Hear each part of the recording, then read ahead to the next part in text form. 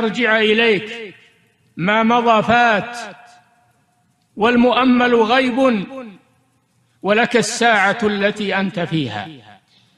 اتقوا الله عباد الله، حاسبوا أنفسكم، لا سيما وأنتم الآن في وقت الفتن والشرور المتلاطمة التي أخبر عنها النبي صلى الله عليه وسلم بقوله: بادروا بالأعمال فتنا كقطع الليل المظلم، يصبح الرجل مؤمنا ويمسي كافرا، ويمسي مؤمنا ويصبح كافرا، يبيع دينه بعرض من الدنيا.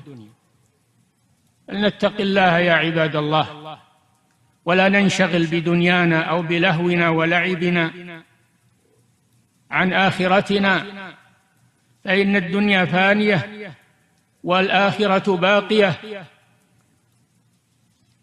فلنعمل لما يبقى ولا ننشغل بما يفنى. وفقنا الله وإياكم لصالح القول والعمل.